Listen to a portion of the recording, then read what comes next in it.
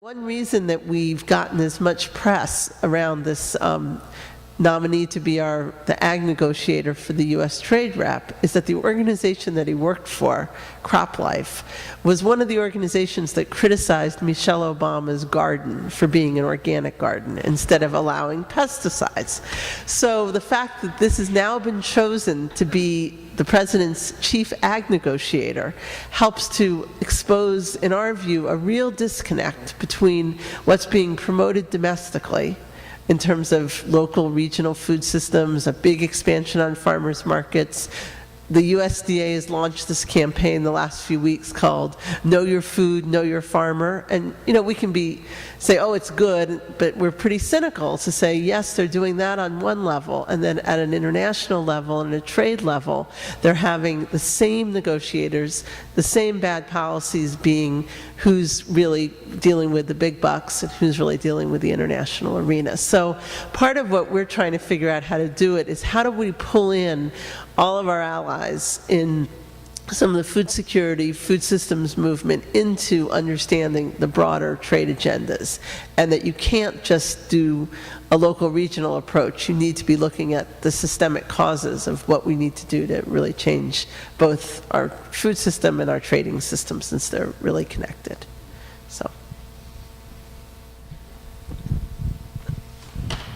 So as part of some of the action plans that Via Campesina has been putting together, there was a decision to start to do some coordinated actions or educational events around Monsanto. And the first day of those actions were this past October 16th, which was World Food Day. And I don't know about your public radio stations, but in the US, Monsanto is doing a very major campaign on all of our public radio stations about trying to promote themselves as sustainable, and this is the Seeds of Sustainability. And it's on Market Edition, which is an evening show that runs for about an hour right before All Things Considered, and on all of our public radio NPR stations. And so some of us in Washington who have a local radio station, who we were starting to hear this over and over and over again, called and contacted them, and they said, no, it's not our local station, it's the national affiliate. But in Maine, there's a community advisory committee for Maine Public Radio. And so the member group of our coalition in Maine, called Protect Maine Farmers, decided they were going to do 10 community teach-ins around the state on October 16th. And one of the things that they did is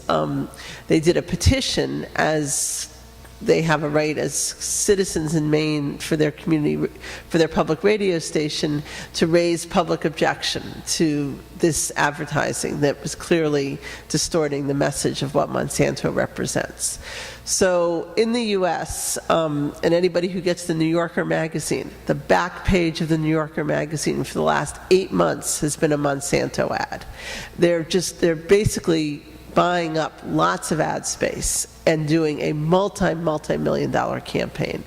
And for us in Washington, you know, often we can ignore a lot of things, but when it starts hitting you at every single public station and in various press, and at the same time, for the first time ever, legislation that would have put $1 billion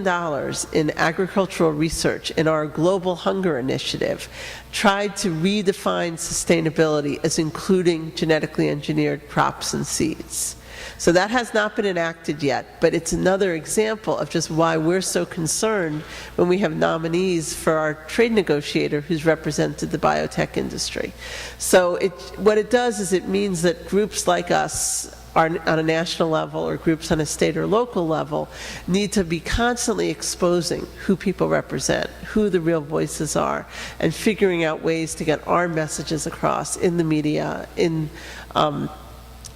on the blogs, in public events, and in meetings like this. So I think it's really important not to underestimate how important it is to just be explaining to people what's actually going on, who they should be listening to, and what are the alternative messages out there. So this Monsanto effort is just one of many, but this trade rep nominee was just an example of saying we can make a statement and then hopefully have some influence when our ag negotiator is at the WTO to say you should be giving a different message and hopefully opening some policy space for those of us in whatever ways that we can to try and interact with people who should be representing our interests.